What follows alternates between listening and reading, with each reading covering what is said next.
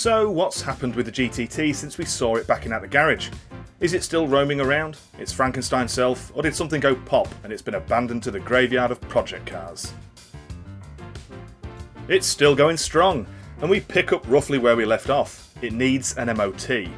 So in this video we're going to address any little issues that come up, get it road legal, and then take it for a long awaited drive. That's right, the GTT is back. So to get this thing through its MOT, it needed power steering inoperative, windscreen damage affecting driver's view. It wasn't affecting driver's view because the crack was literally from the trim on the passenger side to sort of the middle of the passenger side, but I've been told that that's also not acceptable. Rear fog lamp does not emit a steady red light. That's my fault because I put the facelift R53 rear light set on this and they're swapped around. So the light in the middle of the bumper is the reverse light and the lights in the tail lights are the fog lights. So I just swapped LED jobbies in. Fuel cap sealing device not working, ineffective. That was just a seal, that's been done. Registration lamp inoperative, I've put some LEDs in because they are cool. Headlamp aim too low. I mean, I lowered the car a lot, so not really sure how to resolve that. I have seen that there is some manual adjustment on the headlights, but annoyingly so, you can't adjust the headlight, you know, like a normal car, you just adjust the headlights and look and see the beam pattern move. Well, on this, because the headlights come up with the bonnet, yeah, you just have to adjust them and then lower the bonnet and then adjust them and then lower the bonnet and then adjust them, and then I got annoyed, so that didn't happen. And then the exhaust lambda, basically emissions. Cool. So I started with removing the power steering pump to split it open and see if I could clear the accumulated dust from within. Since it was an intermittent issue, I was hopeful if I give it a good clean, it would start running properly again.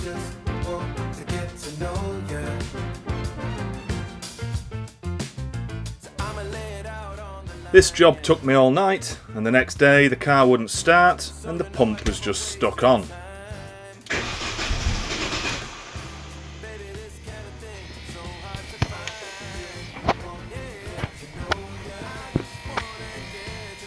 So whilst I waited on a recon pump to be delivered, I turned my attention to the blow in the exhaust. GTT's welding had cracked, and now it was making an unpleasant noise. Now, it was noted by the MOT tester that the passenger door wasn't working at all and the driver's door wouldn't lock on the remote. I assumed this was to do with the ECU and EWS module swap, however it appears R53s like to go through door actuators, and this one had done both on either side. I pillaged some off the old red track car which worked perfectly and set to swapping them over. And that's your outdoor latch, but that doesn't work. However, now this one does work, which is excellent news, and the window does work now. It got stuck up at the top. It's sort of rubbing on the runner, and same here. So I don't really know whether I want to put this back in or whether I want to get a new one, but it works for now, so it's not the worst job in the world. Might probably put it back in. That works. The window with the door. Now I just need to do that door. If you want a tighter seal for the glass to that window, you can tilt the window on adjusters underneath the door. Like so. And that tips your window in or out, which is why you sometimes see a gap. There's one at the front as well. There you go, look.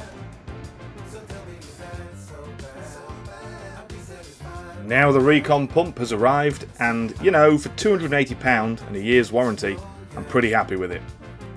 Time to get it installed. Inside, I'll give you real life. Nothing that can hold us back. If we keep on going on this track, then it's love. Yeah, it's love. You got that look, you got the moves. You know just what I want to do.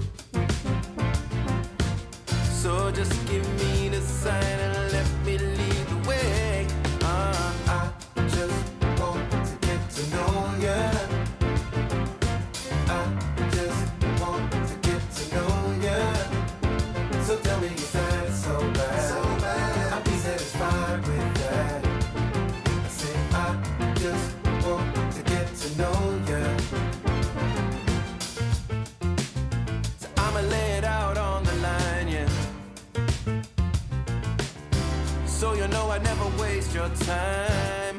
No, no. Baby, this kind of thing so hard to find. Oh yeah, get to know ya. I just wanna get to know ya. I just want to get to know ya. Yeah, wanna get. So tell me that it's so bad, so bad. I'll be satisfied with that. Satisfied. I just want to get to know ya. I just want to. I just want to get to know ya.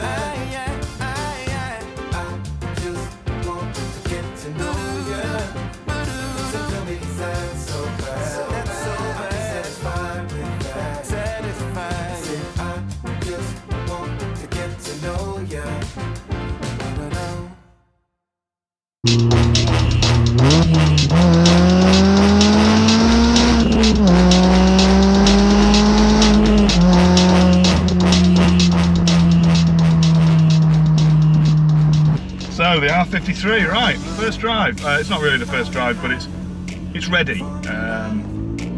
Power steering now works.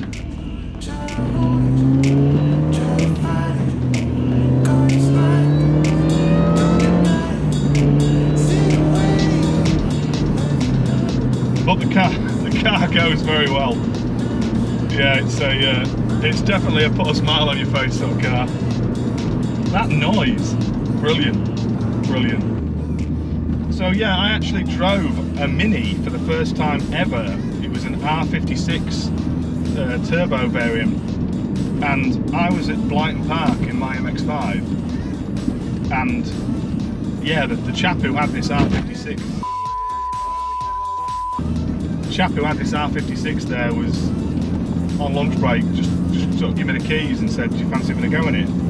And I did. So. And it was brilliant, and I sort of fell in love with the Mini platform then.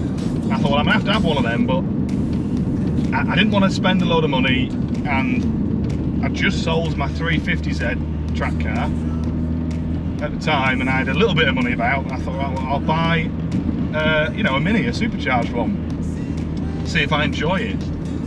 And I have to say, it's... It goes well. Sounds great. I mean, yes, this is on AP Racing coilovers. Yes, it's sort of low, you know, but I've got it on 16s. It's not on low profile sort of tyres. I can't remember exactly what they are. But, you know, they've got a fairly decent sidewall. I think they're a 45.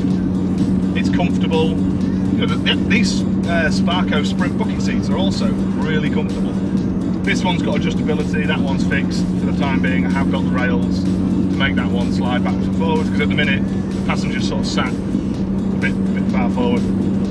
But no, the car drives really well since I've installed the new power steering pump. Yeah, everything works. A few little niggly bits. I can't get the cruise control to work. That's something to do with the fact that the ECU, even though the ECU and the body control module match, it's something to do, I think, with the central dial, the central clock. What I'm going to do is I'm going to go back to the original ECU for this vehicle and the body control module that it came with, and sort of undo that element of the work that we did, and then what I'll do is we'll take it back to Hybrid Tune and get them to put this map on the, you know, the genuine ECU for this car. Because of that as well,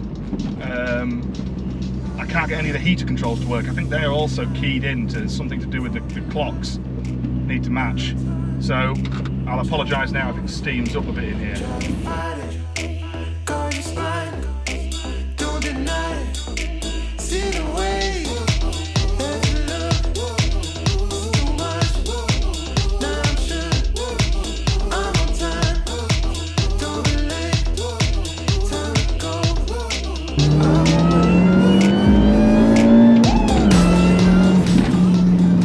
Traction, there isn't much to start with, especially when tyres are cold.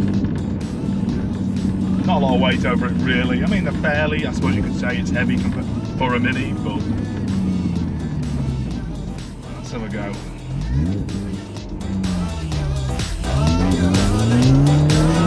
Just spin it.